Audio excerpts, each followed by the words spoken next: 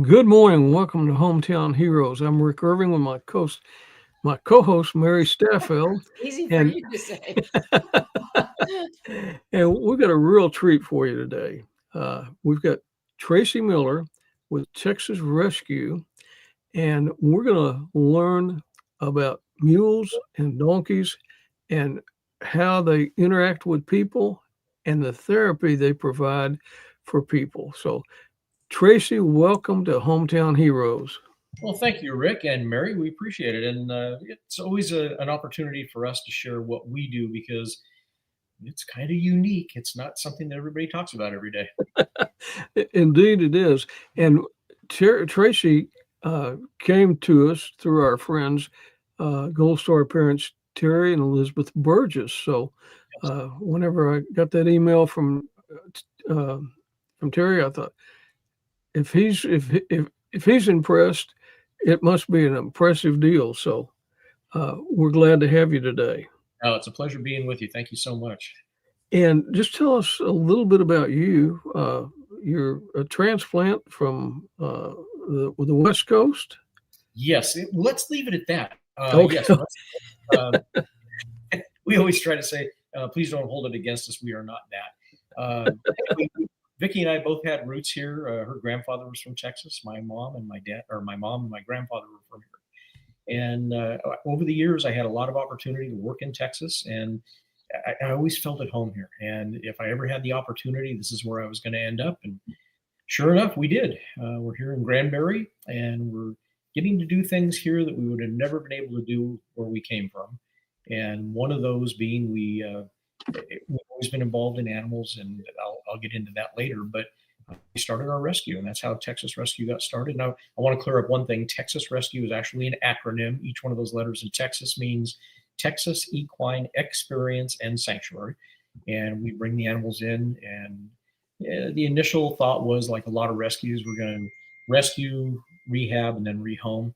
And then we soon found that we were foster failures. So the sanctuary part means a lot more to us now. And we want to make sure that a lot of these animals that come to us from abuse, starvation, sometimes, and not even a bad situation from the owners. A lot of times it's just family situations that life changes and they can't care for them anymore. And they need to find them a good place to rest for the rest of their life. And they surrender them to us, and we give them a life for the rest of the time they're with us.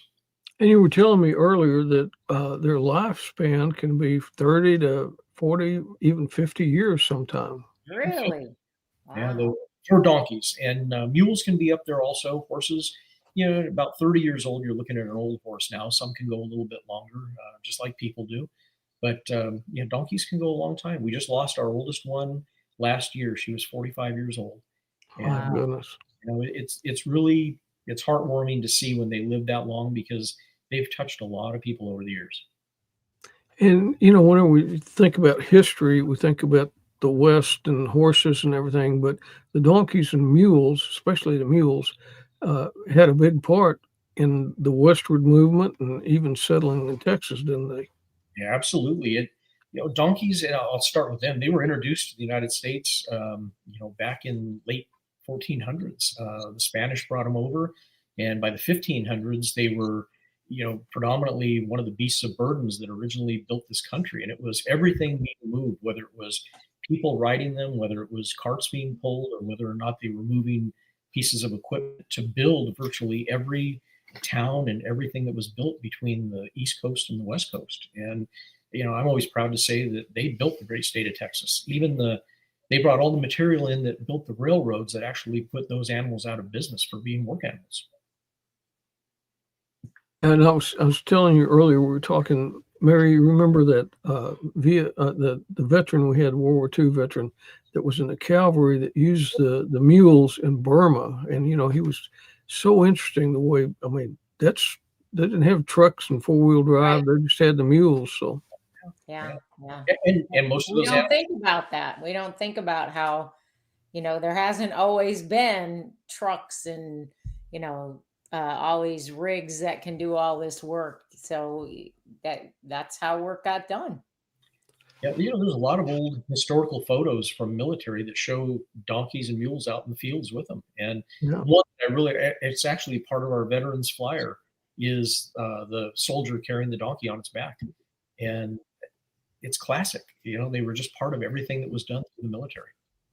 Oh no, I'm sorry, we didn't use it in that one. It was coming out of the water. That's what it was. Well, that's one of the ways they used them. Can you imagine having that donkey on that boat and getting the donkey off the boat? And, Mm. Yeah, but those, they don't realize, and they're adaptive to virtually anything. Once they get used to it, it's like, this is nothing. and a donkey and a mule are kind of like some of the domesticated household pets we have. How is that? Well, okay, horse owners out there, don't get mad at me. I don't mean this derogatory in any way, but my analogy is donkeys are like dogs and horses are like cats. Donkeys will come up just like your dog and they want to be in your pocket. They want to sit in your lap. They try every one of your pockets to see if you have, treats for them. Horses walk up to you, and as they walk up, they go, "Hey, you want to pet me?" Never mind. And they turn around and walk away. Kind of like a cat that just goes, I don't want to be with you. I'm more important. I still love horses, but donkeys and mules are at the top of my list.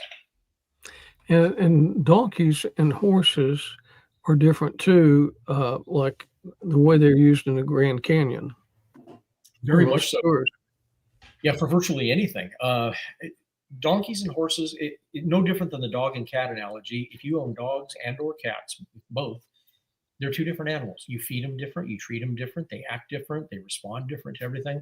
And that's the same way with donkeys and horses. And people don't realize that they're that different. Just because they have four legs and they look similar, they think they're the same animal. But you brought up, Rick, about the Grand Canyon, that one of the reasons that they use mules there is they are so sure-footed.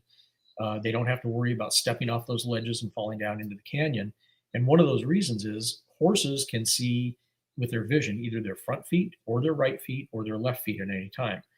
Donkeys and mules can see all 4 feet at all times. So they know see every foot, and they're a lot more sure-footed. See, Mary, how about that? Wow, I would have never even have thought about that. But I mean, when you look at a donkey, they do look so much more sturdy. They are. Just appearance-wise, they look more sturdy. They're more stocky. And it's a big misconception. And the reason I say that is that's part of our herd. The reason I say it is they can be just as fragile. And so I'm sure you've heard of colic in horses. It's basically like a baby who colics with a stomach ache. But in a horse, that can be deadly. And in a donkey, it can be also. The one problem with donkeys versus horses, donkeys are very stoic. Horses, when they get sick or they have a stomach ache, they're on the ground and rolling. Oh, God, I'm dying. Which so they're like the typical man when he gets sick. Oh, touche. So donkeys, if they go through the same thing, they will stand there and they suck it up until the time they fall over. So like the typical woman. You all know it's true. You can't tell me so if people say, well, I've had horses all my life, I know how to take care of donkeys. No, they're totally different. And unless you know what to look for in a donkey, by the time you realize they're sick, they're dead. So there's a lot of very little bits of minutia that you have to look for in donkeys to know that there's something wrong with them. You need to know your animals. So that's part of our herd. We're out with them every day. We walk through them. We talk to them.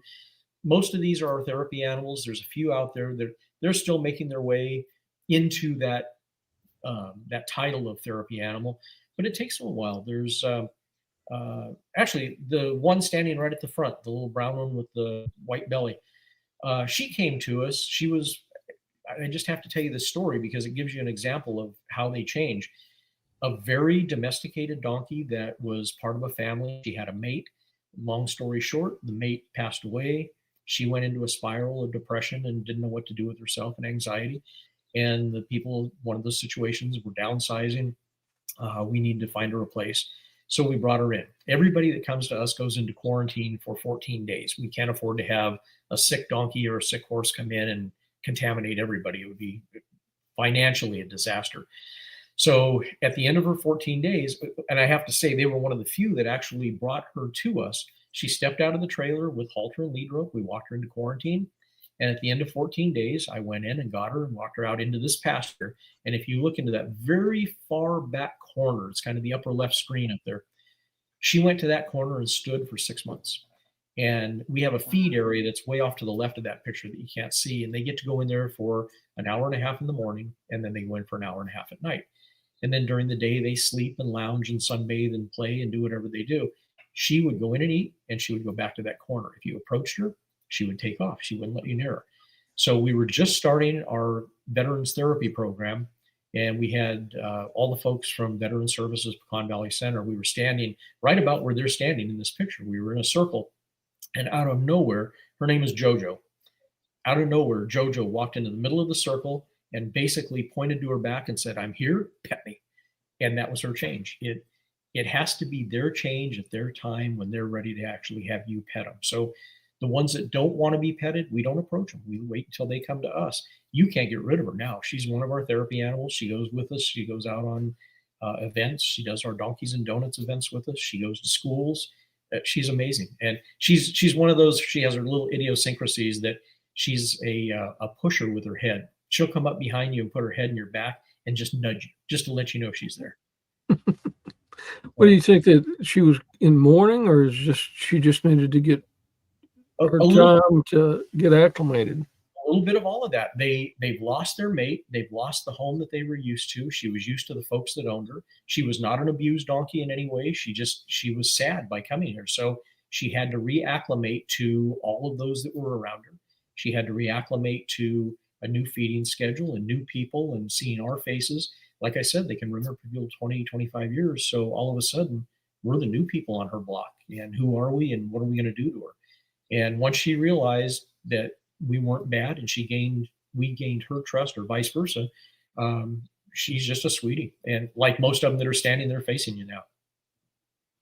And you said that they have a long memory. So you had somebody that brought their animal for rescue and then came back a lot, years later or so, and just said the name, and the donkey perked up and remembered their voice. And yes, and that just happened this past weekend. And the folks were loving to her. She had a great home, but the same situation as JoJo. This one's name is Domino, and she's not in that picture that I can tell. I don't see her right off. Actually, that might be her in the upper right-hand corner up there. But anyway, she lost her mate. She went into a depression. She spiraled just like JoJo did. And the family doing the same thing. They were downsizing. They wanted to make sure she went to a good home. And a lot of the folks that they knew said, well, she's 30 years old. Just put her down. Well, no, she's still got a life to live. And they were wise enough to see that. And they wanted to make sure she lived out her life. And anyway, they called us and we had a long conversation and we went and picked her up. And by the way, they owned both of those donkeys, both Jennies, from the time they were born. And they had them for 30 years. And anyway, the owner called a couple of weeks ago and said, I'd love to come out and see her if that's okay. And we said, we welcome it. Not everybody comes to see the animals that they've surrendered. And anyway, they got out of the car and they could not see her and she couldn't see them. We could see where she was standing, but as soon as the previous owner called her name, ears immediately forward, knowing that voice was familiar. And we have off to the right in that picture, there's a group here in Granbury called Leadership Granbury.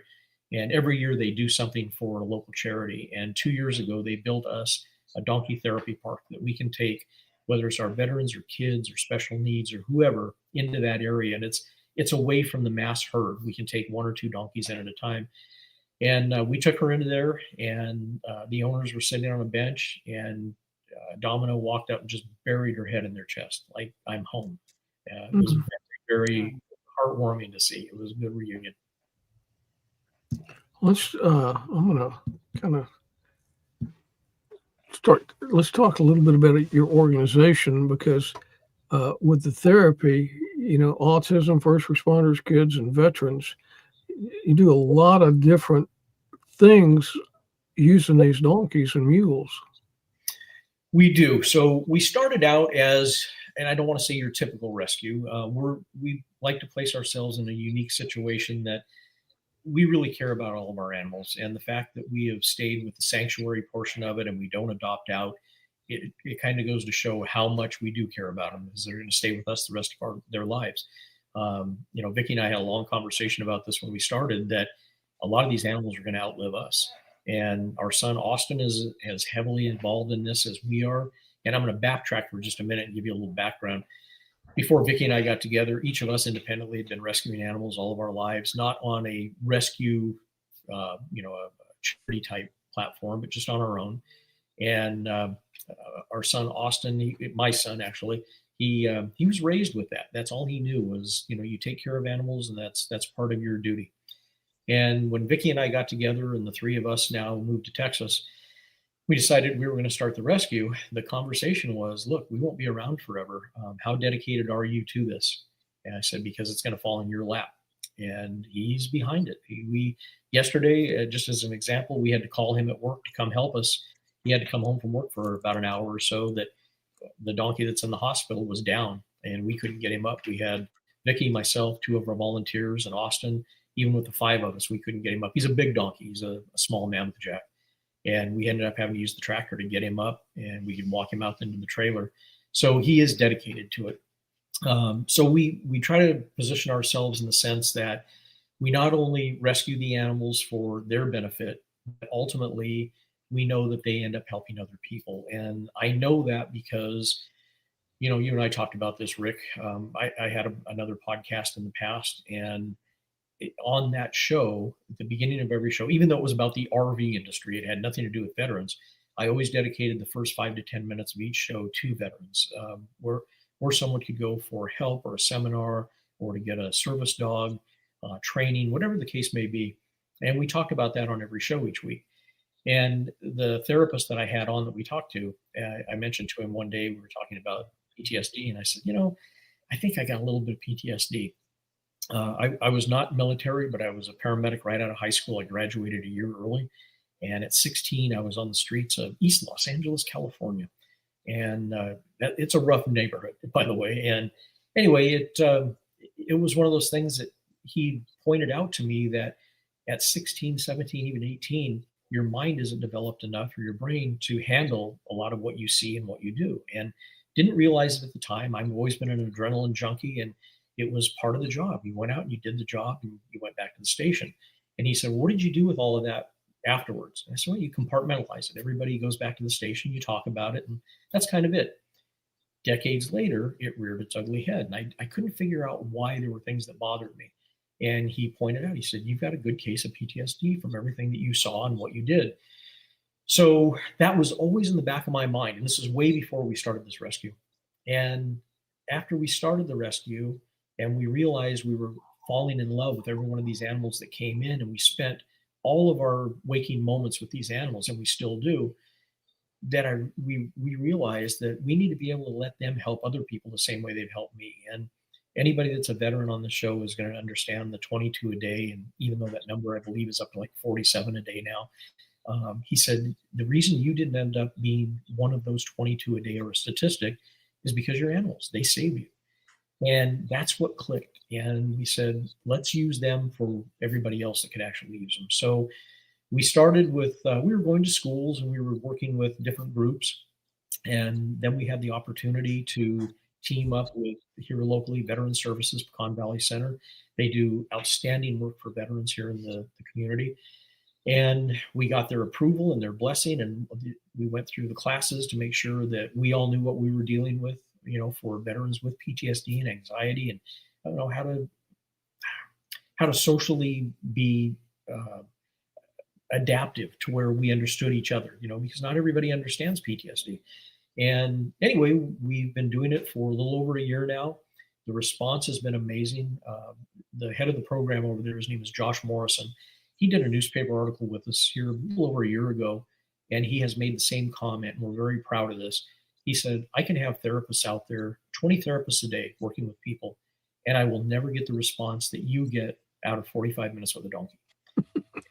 People that understand it really do understand it. They want to be, that was a fun day we had recently at an event. And you have to understand the animals and how loving they are and what they give back. And it was funny because I told you at that event, JoJo came walking into the middle of that group of veterans services and said, "I'm here, pet me." And our veterans don't understand it for the first time when they come out until we explain it to them. And what we always tell everybody is we're not therapists. The donkeys are. We have a therapist on our board. Her name is Teresa. She's on part of Veteran Services Pecan Valley Center. She's on our board of directors, and she's here every Thursday night when we have our Veterans Night. So she deals with the clinical end of it. We deal with the animal side of it and tell every one of our veterans, this is what you're going to experience when you go out there. And for some of them, and I'm going to use one as an example, he walked in the first night and it was arms up, and you could just see the anxiety and the little bit of fear. And we joked about this because we shot a video for an event we were doing, and he was part of it. I said, I remember the first time you were here, you were pretty angst. And he goes, oh, yeah, I walked in and said, oh, this is going to hurt. Because as soon as he walked in, they surrounded him. And they have an innate sense of knowing who is under stress, who has some anxiety, who's dealing with PTSD, who has had a bad day or a bad week. And it's not just with the veterans. It's been with the schools that have come out. We have a lot of schools. This is one of a friend of ours. He's a veteran. That was at a flag raising ceremony. And he just fell for her. And literally, I mean, he was down on his knees putting his head against her, but he fell in love with her. And every time he comes out to our place, he goes, where's my girl? And it's heartwarming to see when we have kids out here, because we do a lot with autism and special needs, not only kids, but adults. And to see the connection is amazing, because a lot of these people have never, whether it's kids or adults, have never had any kind of interaction with animals, not even dogs and cats. And then to come out to an animal of this size, whether it's one of the minis or one of the standards, they're pretty well taken aback by the fact that they're so loving. They want to be a part of what you're doing. They want to be with you. And typically we always call them donkey hugs. You'll see they walk up, they put their head up on your shoulder, they'll come up behind you and put their head on your shoulder from behind. It's nothing more than a loving gesture from them. They want to be close to you. So we've taken that veterans program now. We're expanding on it. A lot of the veterans are now going to be coming out. We're going to be working on a new obstacle course that, if you've ever seen people on horseback and they ride the obstacle course and they go over bridges and through tires and things, we're going to be setting that up. Not that we ride these animals, but as you're leading a donkey, they have to be trained to go out into public to make them safe. And this gives purpose to the veterans when they're here, and it also gives the training aspect to the donkeys. So they're going to help us build the obstacle course. We're working on that. And anything we can do that interacts with any of the groups, whether it's veterans or the kids, or we go to hospitals, hospice, retirement centers, memory care. I think you got a picture in here that I sent you, Rick. It was one of the donkeys hugging an elderly lady that that's one of our babies. She had on a pink shirt, if I'm not mistaken. And she had her hands up around the donkey's face. There you go. This lady was so sweet. She is at a memory care facility, and her son said that she has the onset of Alzheimer's and dementia. And it's really sad when you go into these facilities, because you see the very common look on faces that a lot of it is a blank stare. And, it's very much associated with both of those diseases.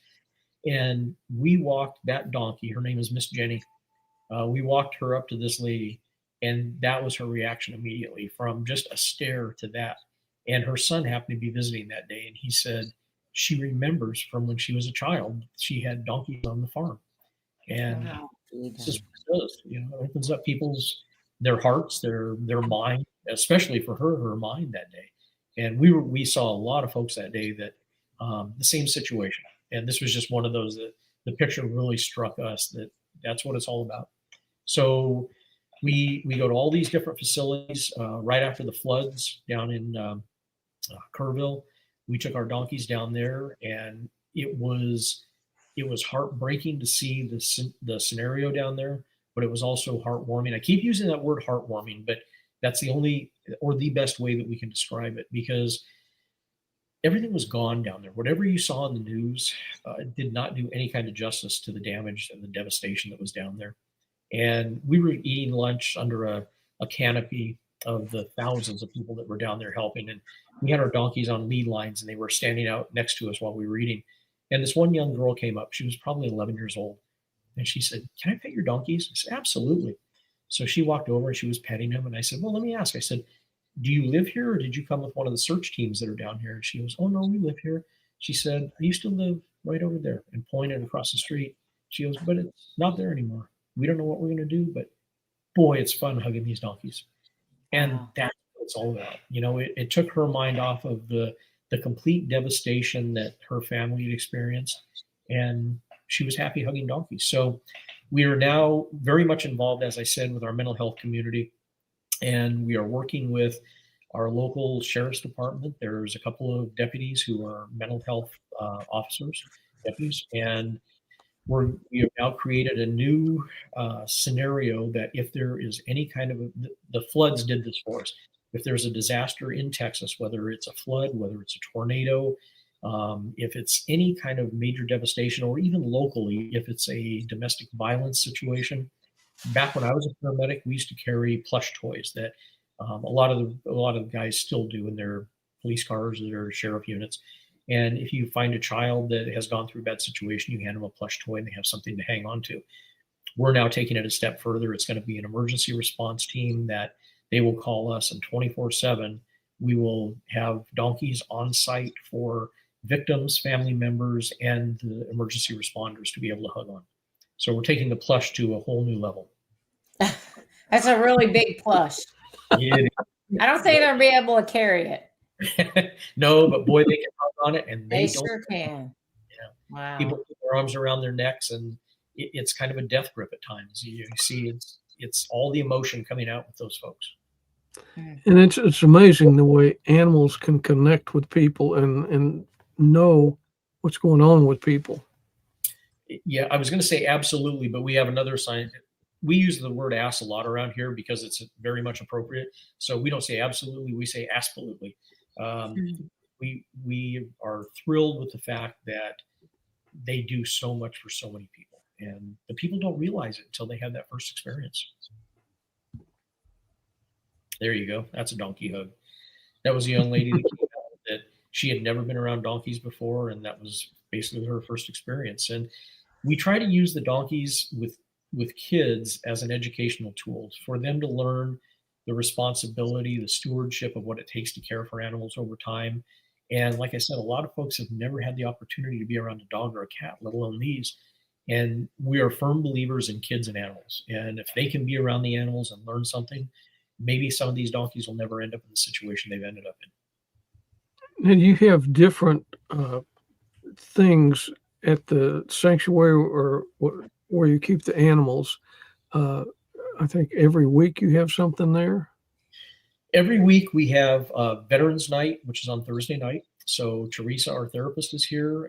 It's very informal. It's very casual. Any of the veterans and or family members that want to show up, we have a venue on our property. So we have an indoor facility that everybody meets. And it's kind of like our conversation right now. It's very, how you doing? How was your week? What's going on in your life? And just chit chat. And after about 10 or 15 minutes of that, we head out to the animals. And they can spend anywhere up to about an hour out there with the animals. And they have their choice of, they can go pick out a donkey that they want to be with, or the donkey in most cases picks them out. They can go from donkey to donkey and see what it's like interacting with all the different, personalities that are out there. And at the end of that hour, and we're there to try to tell them, this is a story behind this one, so they understand why it was either abused or neglected, or it was through a seizure from law enforcement. And at the end of that hour, they go back into the venue, and that's when Vicki, myself, any of our board members that are there, or any of our helpers, volunteers, we step aside, and then it's just family members and our therapist. And they go inside, and it's a debrief session. They can talk about whatever they want. They don't have to worry about anybody listening in on their personal lives. And what we have heard from virtually, and I say every veteran that has been here in one way or another has said, because I have PTSD, or because I have anxiety or stress or whatever they've gone through or are going through, they said, I have tried different types of therapy and nothing has worked for me. this is the very first time with these animals that I felt like myself again. That it relaxes them, it takes away or lessens their PTSD for that moment. One of the things that we hear is on my way home after being with you, I'm like Jello sitting in the seat. It just relaxes people. It's a very calming effect having these animals with you, as you can see from that picture. This is what people see when they come out. There's a big misconception, and I asked you, Rick, before we went on the air, and I'm going to ask you, Mary, what are some of the things that all of us grew up with hearing about donkeys? Stubborn. There you go. The first word that comes up: stubborn, stupid, obstinate. And we don't use those words here. And we have made it very clear that if we're out doing a local event and anybody uses those words, you might as well pack up your stuff and go home, and that's our volunteers or anything. That I don't want to hear that, because it's a very negative connotation that the public hears it, and the first thing they have is a misconception of, well, why is my child dealing with that animal if they're that obstinate, or they're going to get kicked? Donkeys don't kick. They may kick at each other. They're not like horses that just kick randomly. They are not a fight or flight like a horse, that syndrome. Donkeys will stand and fight to the end. Horses will run, and that's the reason they kick. It's to get away. And donkeys, they may kick at each other, and if you happen to be in the way, you may get whacked, but it's not typical that they even kick.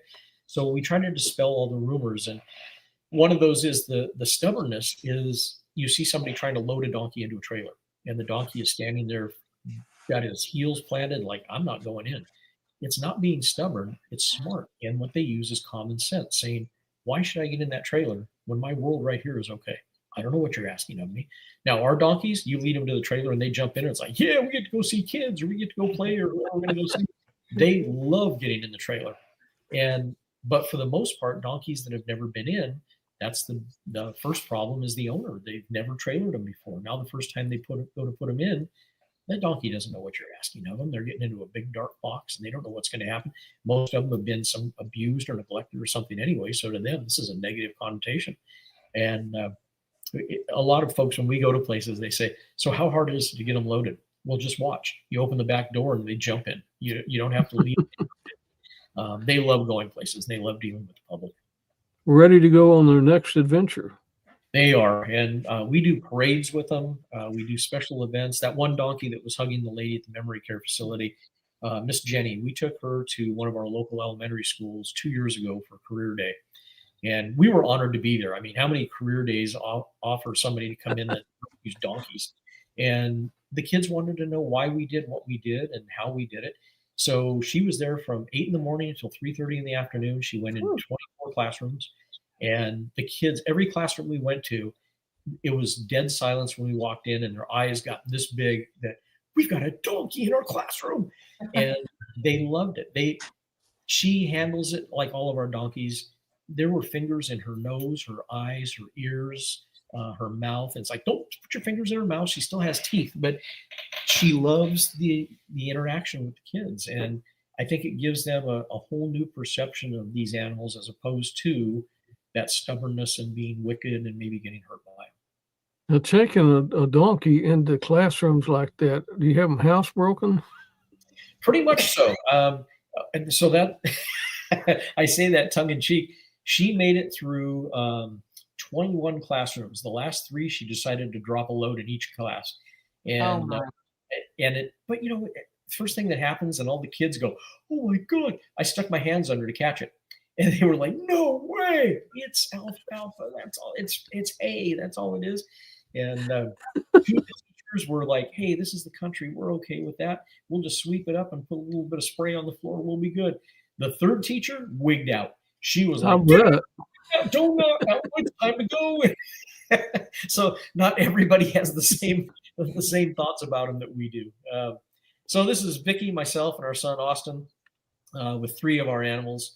The little miniature horse that Austin's got there, she's been with us for quite a while. She's getting up in age. And was that Granny that you had? I think so. The one that Vicky has is Granny. We just lost her a couple of years ago. And I won't go into the story, but it was somebody else's neglect while we had her. Somebody out in the public, they fed her something they shouldn't have fed her, and it killed her. Oh. My goodness. The big guy next to me, the big white guy, his name is Ghost.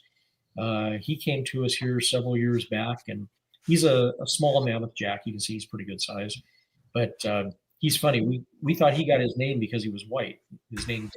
He was here for 2 months before he brayed the first time, and he does not bray like your typical donkey with the His is ooh. It's like, no way. It sounds like a stinking ghost out of a cartoon. So that's how he got his name. And anyway, he surprises a lot of people when they hear that come out of him. But they're all sweet animals. There was a donkey hug.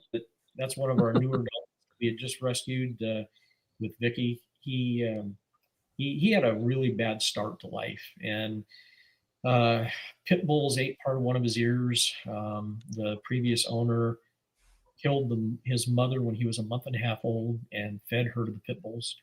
Oh my gosh. What kind of people own animals sometimes? And anyway, some other folks rescued him out of the pasture. He was a month and a half old and he was freezing to death.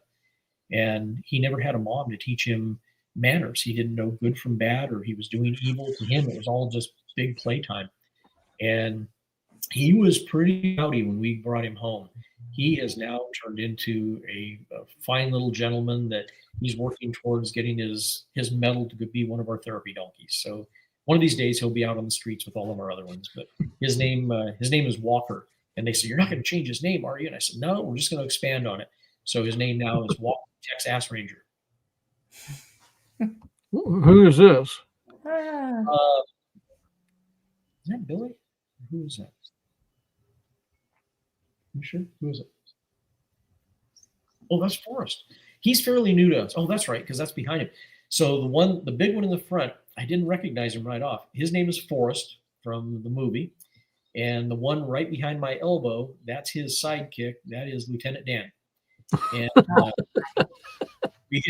we figured he was shorter to the ground, so he got the lower name for the wheelchair. But they are inseparable. They want to be near each other all the time. And these are two that we're just getting started working on, that we're going to be able to get them out in public. Both of them came to us with just, they were actually rescued by a rescue from a kill pen. And they got them out, and they said, "We don't do donkeys, but we couldn't leave them behind. Would you guys take them?" And we did. And they are both so sweet. It's unbelievable. So they're working their way. They'll be out there in the public working with people here shortly. They're already working with them in the pasture, but just not out on field trips yet. And that is our truck and our son Austin with one of our babies from this year. That baby is part of our program we've been working on last year and into this year. If you go to our website at texasrescue.org, you'll see Matt Burroughs Rescue Project. And we were contacted by a 16-year-old girl down in Fort Davis, Texas, that they live on an area by Fort Davis called the DMR. And it's about 6,000 acres of homes, all in this one location on the mountain. And anyway, people were a little upset with donkeys being all over their property. Let me rephrase, burros. These are all wild burros being on their property. And there were stories of donkeys or burros being shot. And that was unacceptable to us. So we said we would step in and help. And we have now rescued 37 wild burros off of their mountain. And this is one of the babies that was born from one of those pregnant jennies when we brought them home. And sweeties. We have, let's see, we've got 5, 6, 7, 8 babies out of the 11 that were born. We lost 3. And as soon as I waited until we were sure that everybody was good until I posted it. And for this specific reason, as soon as I said why we hadn't been posting about our wild burros and our babies, it wasn't 2 minutes later, somebody, a keyboard warrior, posted something that said, "Well, obviously you're doing something wrong for them to die." No, what's happening is they're inbreeding up on that mountain, and they all had neurological issues. And we spent a lot of money, a lot of time at our veterinary hospital. Our veterinarians spent a lot of time trying to diagnose what the situation was, and finally came up with it was neurological. And it's, unfortunately, just because of the inbreeding in that herd up there. And so this is one of the ones that made it. And the 3 babies from Current, they're here on our property now. We keep the wild burros over at, I say wild, that's a big misconception. They're over at one of our board members' ranches. And from the day we went to pick up the wild burros, they were as friendly and domesticated as any domestic donkey that you could ask for. sweet, friendly. They wanted to be in your pocket. They wanted to be loved on until they had babies. And then it was stand back and do not get near my baby. And boy, the whole wild brain kicked in of self-preservation and taking care of their baby. Now they're all good. They, once they got past the point of we weren't going to hurt their babies, they were like, okay, you take care of them. I've got to go eat now. And anyway, so we love our babies. We have pictures, which I didn't send you any of those, Rick, but some are riding in the back of our truck when they were young, inside the cab, not on the back. And anyway, so this is Austin with one of those babies, but we love them.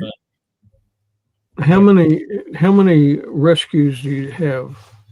Right now, we're about 75 donkeys and burros and 25 horses and mules. Wow. That's a lot of animals. It is. Hence why we use the term "we're up to our asses" or up to our eyeballs and asses. And then some. You're a nonprofit organization. We are. We're an authorized 501c3 charity, so we are a nonprofit. We don't take in anything governmental subsidies or anything. It's all by private donation, whether it's a corporation that wants to help out or private individuals. We appreciate the donations for what we do, giving back to the community. We don't charge anything for any of the programs that we do. There is no fee involved. We just tell people that we have bills to pay, and it's feed and predominantly medical. And those are substantial every month. And if people want to donate, we appreciate that, but we never ask for a dime from anybody. We never hand anybody a bill. This is our way of being able to give back and hopefully helping out other folks at the same time. But those expenses can be, I mean, you feed just a family of 4, it's pretty expensive. But whenever you're feeding horses and donkeys and mules, and that can be very expensive. It is. This is not for sympathy. This is just accuracy. When I tell you, we average our feed bill right now is $5,000 to $6,000 a month, and our medical bills are $1,200 to $1,500 a month. And it's an expenditure that we don't mind having to come up with money with, because. And with that, you still have the money it takes to fuel your trucks and take these animals to all the places you take it. Yes, take them. It's fuel costs. If we have to spend a night somewhere, it's hotel costs before we come back. And can you go back to that picture for 1 second? Sure. Give credit to, if you see up here on the screen by Austin's shoulder, it says Fleet Inc. They are a local wrap company here in our community. Cam Ball is the owner of that company, and I have to give him credit. He came to us and said, I want to wrap your truck, and donated that wrap to us. And it gets attention everywhere we go. Vicki happened to go to the post office the other day, and she came out, or it was a grocery store, and she said, everybody in there was saying, we've seen your truck all over town. We just love it. It gets attention. And everywhere we go, I mean, you can barely see my sweatshirt that I have on, but it's one of our sweatshirts with our logo. We wear our shirts every day. And it's not because we don't have other clothes or it's easy. It's because we're in a store and people come up and say, oh, we saw your truck out in the parking lot. You are the owners. And it strikes up conversations. And inevitably, they either are a family member of a veteran, or they have a family member that is autistic or on the spectrum, or some issue that we can help in some way, or they want to help us. And one of the things that we have is on our website. This is not an asking for money, but there's a lot of folks who want to help out. They don't have the means to be able to care for an animal on their property or take care of it every day, and they want to live vicariously through what we do. And we have people that actually sponsor an animal. They'll pick one of our animals and say, I want to sponsor Jojo, who you met in there. We want to sponsor Jojo. And they'll send a check every month or every other month or whatever the case may be. And that's a program that we have going now too. So it helps. Anytime we have funding coming in like that, it definitely takes a load off of us. Absolutely. And just like the Fleet Inc. doing that wrap, it's businesses and companies and individuals that do things like that Yes. really help you with your cost, but it's great advertising.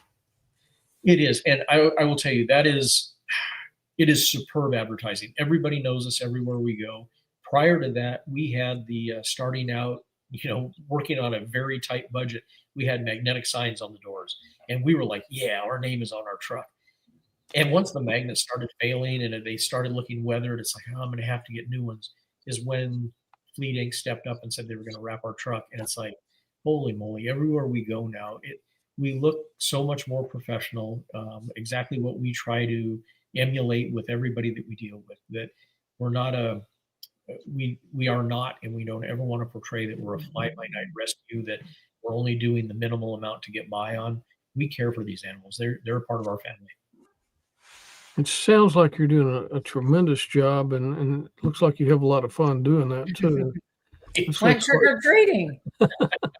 This was actually last year. A friend of ours, her name is Brandy. She has the Ghost and Legends tour here in Granbury on the square, and you can go out on a ghost tour with her, and she takes you around and tells you about all the things that have happened in our town and the ghost legends that are here in the community.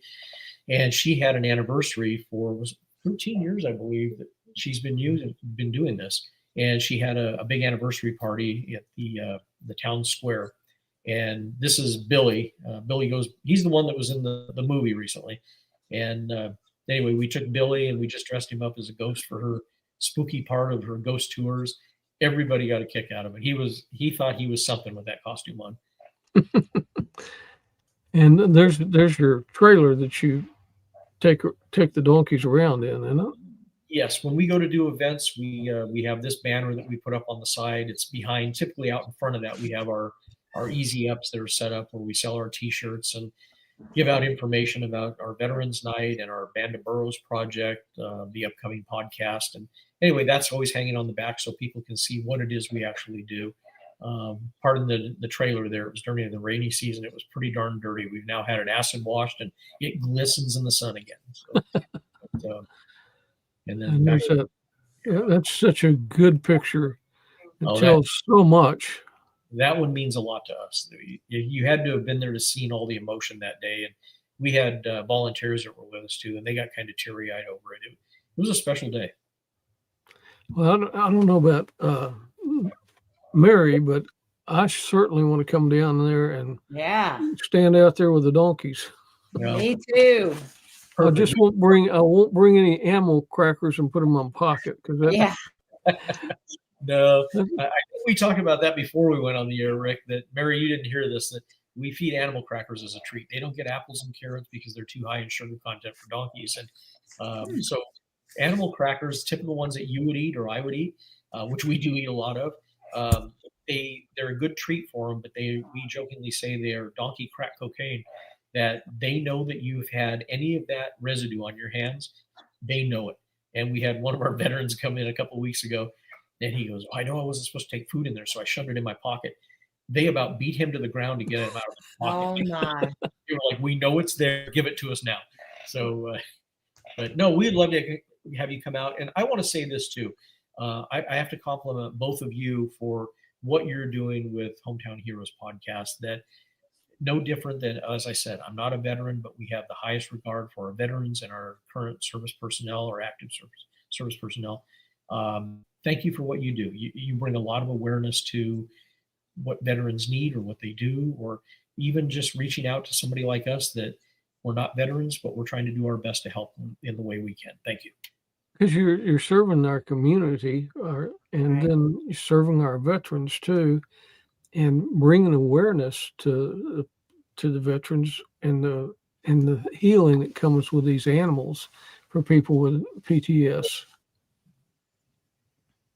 Do they have to live in Granbury to come to your sessions? No, not at all. Anyone is welcome. There's only a couple of prerequisites. If you look on the flyer there, it says Veteran Services with a phone number. Give them a call or give me a call at our number. Our number is down at the TexasRescue.org. You can find it there. But give a call and ahead of time just to let us know that you might be interested in coming out, because there's a new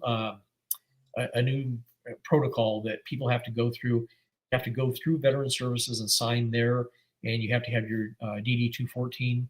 And I just want to make sure everybody is up on this new procedure, because it was just sent to me yesterday or day before. and I want to make sure everybody can get in. But it's not just veterans, but it's veterans and family members. So anybody is welcome. We've had whole families come out here, and as you well know, there's a lot of veterans that are going through issues, and that it trickles down to the family. Spouse and kids, and they're all going through their issues. And if the kids can come out here, we've had a couple of kids that have come out, and they've looked at us teary-eyed, and they said, "This is the best I've felt in a long time." And that's what it's about. Families serve too. So, Yes, when we leave to go somewhere on a deployment, the family's still home and they're still keeping things going. So it's families serve too. So it's great that you do that. But this good information that we can give out to our members, a roll call, so that they can know that there's this resource close by. And we love to have everybody come out. And even if you don't come out for Veterans Night, if you give us a call, we always love doing tours. We have folks, just before we went on the air, I got a phone call from a lady that she has a grandson that's on the spectrum, and she wanted to bring him out coming over Thanksgiving. And we welcome it. We love to have folks come out. We recently had a special needs group home come out of adults, 38, and it was one of our best days out here. They were all so kind to each other and kind to the animals, and it was a big day for them. And then we had one of our elementary schools came out, or middle schools. They brought 135 kids all at one time, and everybody were perfect gentlemen and young ladies. They all followed the rules of no screaming or hollering. And I explained to them, because these donkeys have been through a lot. That screaming and hollering to them is a bad scenario, and they keep their voices down, and they were perfect. And we see that on a regular basis. We use our therapy park a couple of times a week, minimum. And anyway, we just love what we're able to do and give back. And you mentioned earlier you have donuts and donkeys, and you're going to have that event this Saturday in Granbury. We are. It's our pop-up fundraiser. It's called Donkeys and Donuts. And actually, that's going to be the name of our podcast. It's a funny name, but it's called Donkeys and Donuts Podcast. And it's going to be all about what we do, why we do with the donkeys. And we take donkeys to, let's say that you own ABC Mercantile. We can come to your store and there's no charge. We do it typically on your busiest day, which most stores it's Saturdays. And we show up with a array of donkeys, whether it's 4, 5, 6, 7 donkeys. And Kroger locally here in Granbury supplies us with donuts, so thank you to them. And we take coffee and usually lemonade for the kids, and people can come out and have donuts along with petting donkeys and take their photos with them. And we get to educate at the same time. We hand this flyer out to the folks that are there. We hand out our band of burros so they can see what it is we're doing, trying to help the wild burros.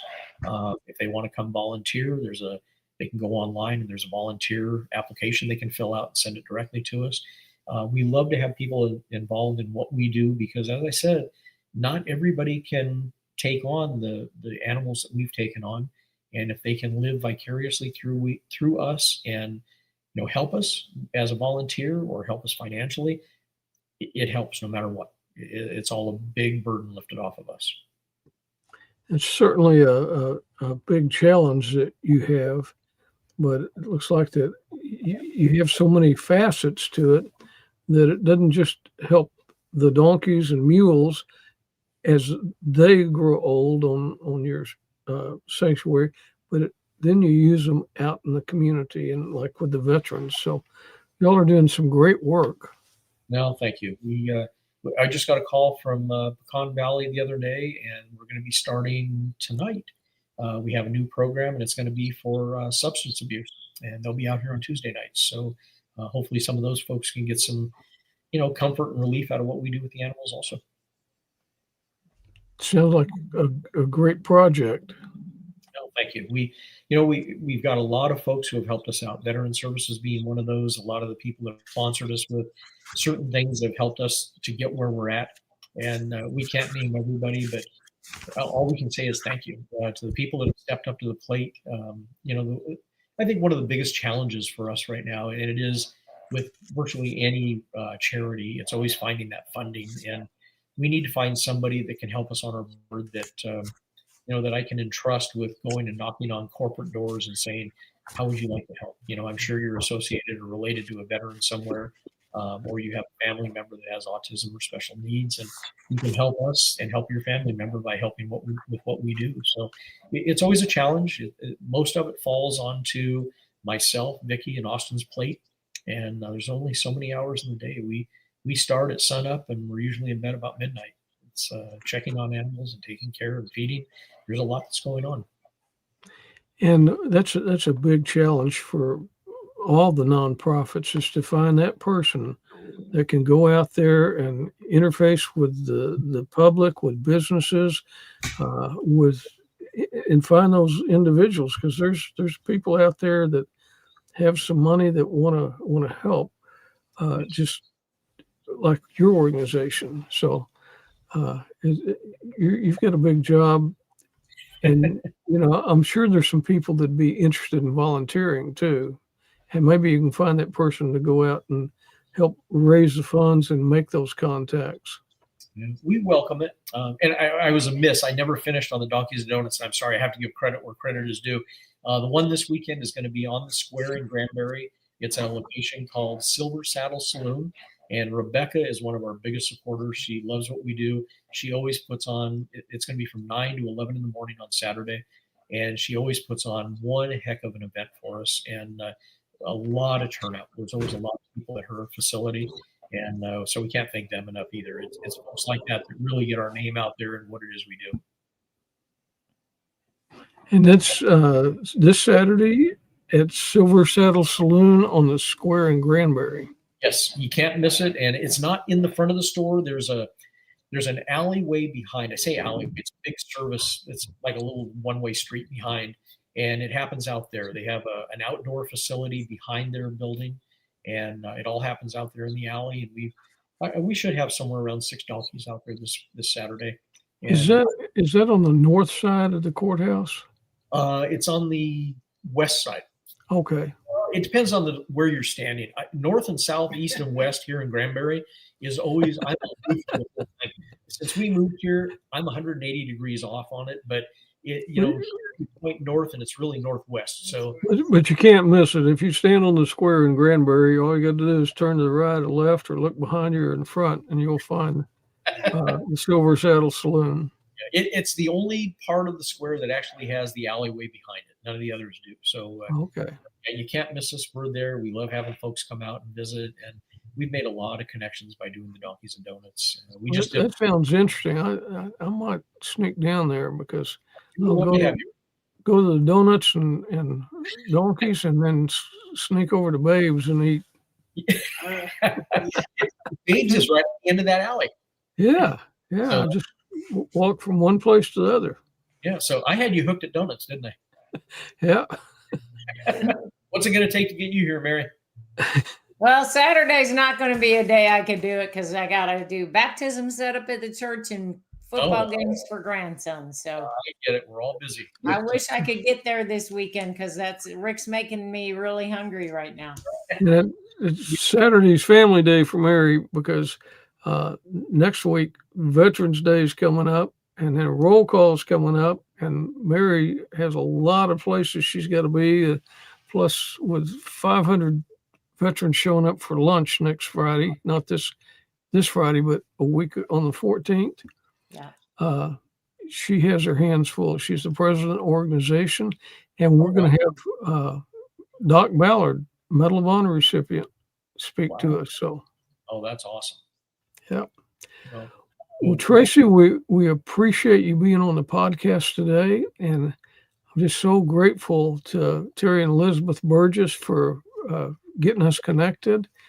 Yes. Because I certainly want to come down there and meet your herd of donkeys and mules, and see what we can do to help others get involved in your project and help our veterans get connected so they can meet your donkeys and mules. Thank you. And I want to give a thanks to Terry and Elizabeth also. We wouldn't have made the connection otherwise had it not been through them. Yeah, they're pretty amazing. Yes, great couple. But no, we appreciate it. And again, thank you for what you do with the podcast, and thank you for having us on as a guest. We, all of us at Texas Rescue certainly appreciate it. Thank you. Well, thank you. And just remember, this Saturday At Silver Saddle Saloon in Granbury, it's Donkeys and Donuts. And you can go to texasrescue.org and find out more information. Yes, and they can also follow us. We have a Facebook page, Instagram, TikTok. They can find all of our flyers and everything. Everything that we're doing always comes up on those. We always try to make sure that people know where we've been and what we've done, and we try to thank those folks. By Austin is our social media and our website guy, so he always puts a video together after every event we do, and it always portrays what we did at that particular weekend, so it brings attention to that group also. So you can That's always. great. But no, thank you. It's good to have somebody in social media that covers all those bases, because that's a challenge. That is. I've already gone through this with me even trying to log on to the website or to the. I am not the tech guy when it comes to that. Vicky's sitting next to me in case anything went awry, so she can go, no, click this button. I'm glad you got her and Austin to help you not only with your technical stuff, but with your donkeys and mules. Absolutely. It's a family ordeal. We're out there all the time together, and it all falls on our shoulders, and we're okay with that. Well, that's good. Thank you so much again for being here, and look forward to seeing you in person, maybe Perfect. this Saturday. Thank you, Rick. Thank you, Mary. We appreciate it. It was a pleasure speaking with both of you. Thank you, sir. Our pleasure. Mary, we just stumble across people like that do so much Who for, knew? I don't know. Donkeys were being used for therapy. I heard of horses, but I hadn't heard of donkeys. So, And and that's just right down the road, really, from us, from you and me. That's right down the road. and seeing those pictures of those donkeys and it sounds to me like it'd really be therapeutic just to go out there and stand with the donkeys and see which ones come up to you to hug on you. Yeah, just don't bring any animal crackers in your pockets. That's right.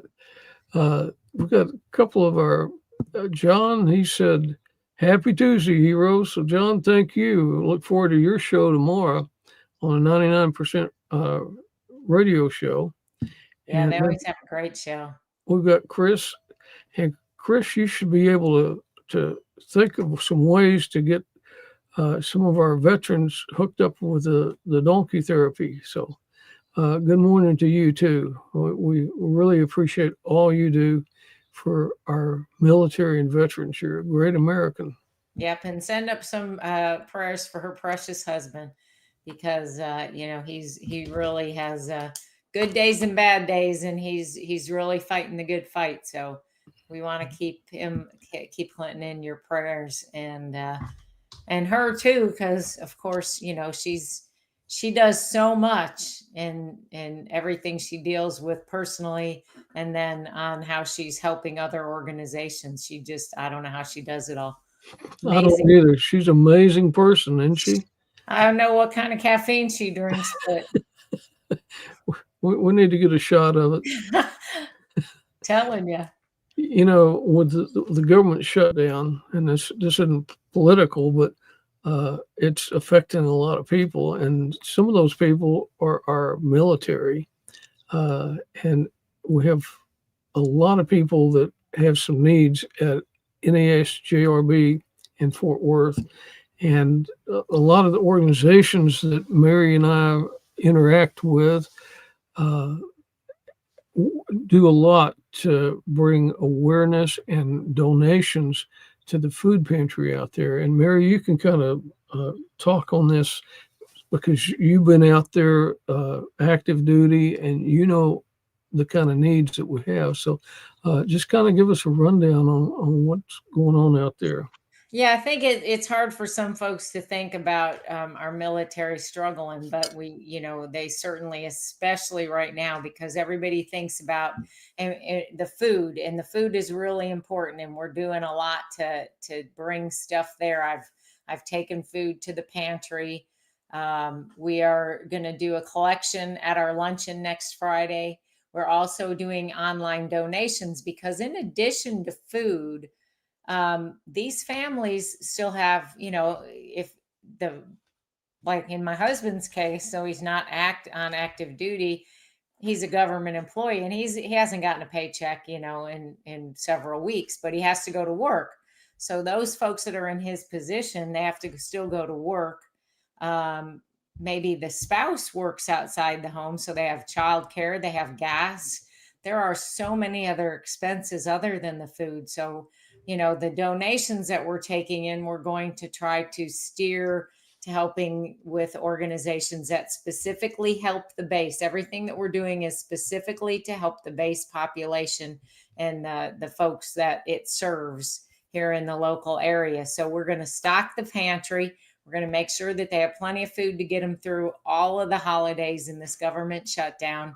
And we're also working to make sure that there are organizations that can assist, that we can send that money over to help with utility bills or gas cards or whatever it is that they need, because there certainly are more needs than just even the food. So it's not easy, lower ranking enlisted members, especially, and probably even lower ranking officers, if they have a family and everything else, you're not making a ton of money. So when you don't get a paycheck or two, I think I heard that the average military family has about $10,000 on their credit card and about $500 in their savings account.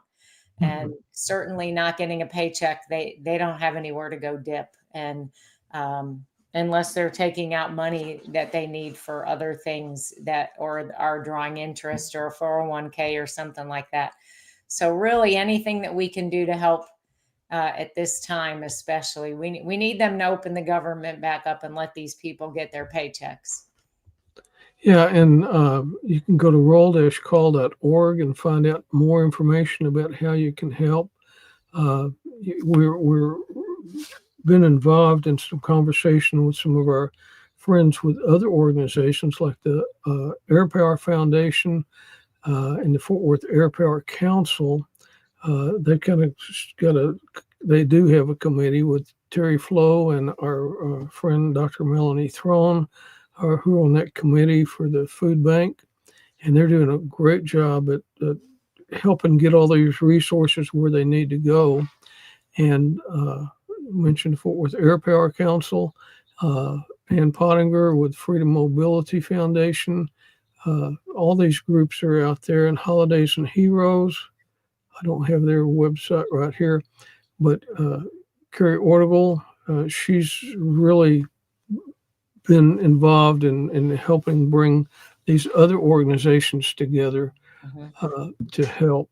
Yep, Operation Homefront. So Yeah. several, like Rick said, we all get together and we talk about the needs in the community and what we're all doing as nonprofits to better our DFW area. So help out where you can. And what happens, it's just not as simple as, oh, here, let's just give a check to these people, because you've got this, the JAG and all the rules and regulations that go with how to help these service people. So fortunately, we have a lot of people that know how to maneuver so we can do that.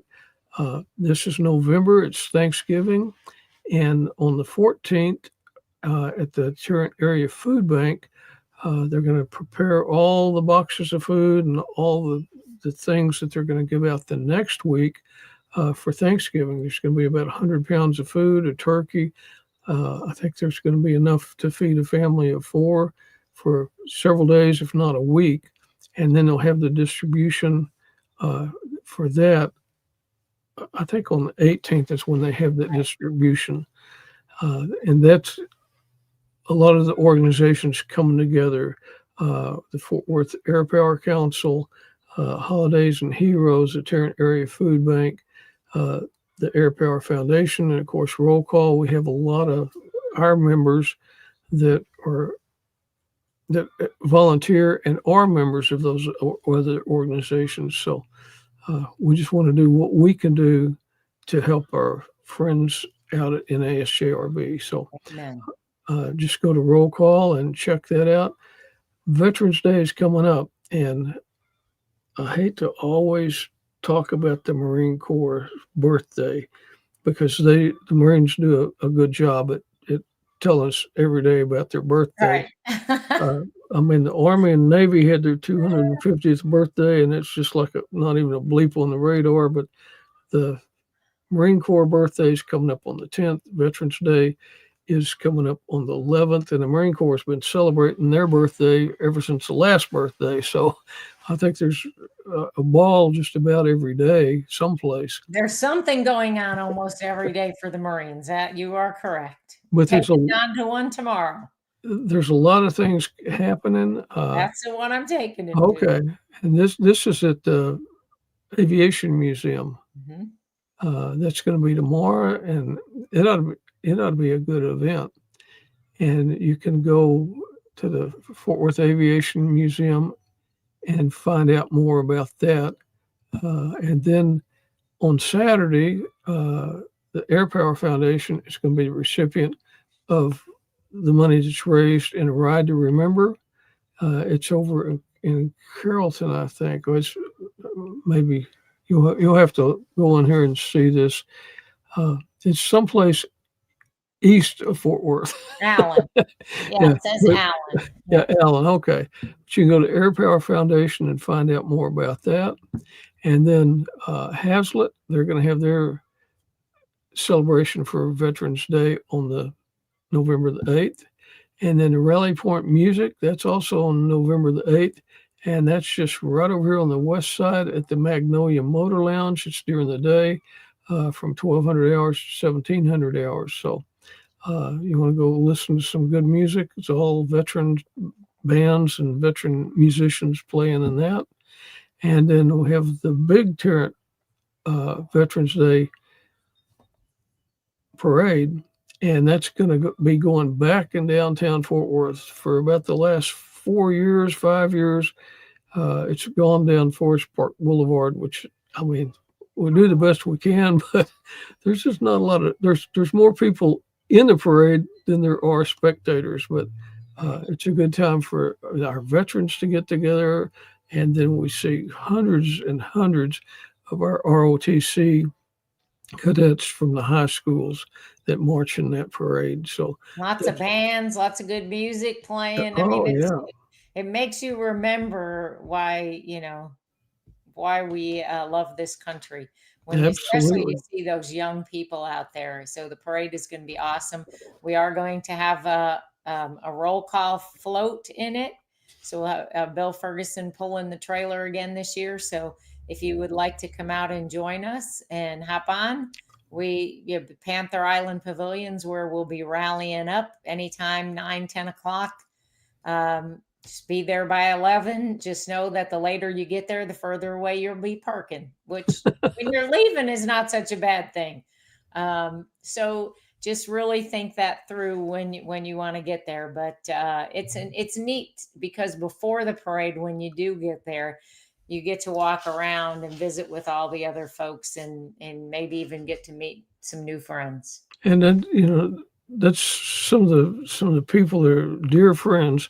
That's where I met them, at that Right. parade.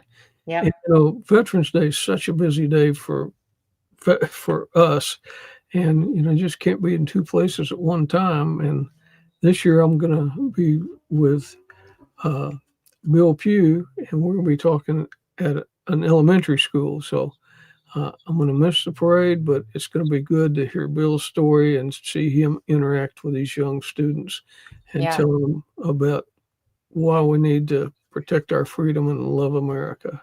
Yeah, we've got veterans going everywhere for about 2 weeks. We started yesterday and we'll finish on the 15th. And Alito's having a Veterans Day ceremony, and that's going to be at 10 a.m. on November 11th. And then the Texas Veterans Day Parade, this is going to be in Arlington. Are you going to that one? Probably not. I think, I don't know where else I have to be. I have to be like 5 different places, I think. Some days I have multiple events. I just can't remember without looking at my calendar. And then our friends over at the American Legion in Haltom City, they've taken on the cemetery to help, honor our veterans. And there's a lot of people buried there that are veterans, Buffalo soldiers, and it's going to be a big event. And they have it at 3:00 in the afternoon, and it's at the corner of 28th Street and Beach in Haltom City. So just a lot of great stuff going on, and try to get plugged in. And roll call, I'm sure the reservations are all gone just about. Oh, almost, but we're not quite. So I was looking at it a little while ago. There's probably about 60 seats left. It opened yesterday morning at 9, and we're well over 400 gone already. So if you want to get in there, make sure that you get out there pretty quick and do your RSVPs. And again, Doc Ballard, Medal of Honor recipient, a Navy corpsman. Yep. That was embedded with the Marines. He's a great fella and got a good story. And he's got a nonprofit that helps defray the cost for veterans to be buried that can't afford it in some of the cemeteries where he lives. So it's going to be good to see Doc Ballard, and I think we'll probably do a podcast with him. Yeah.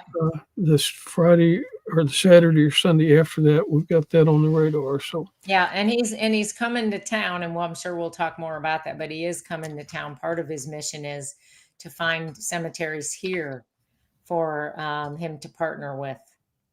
So that will be really good for our community to have him partner with them to make sure that those here that need a burial and can't afford it are taken care of.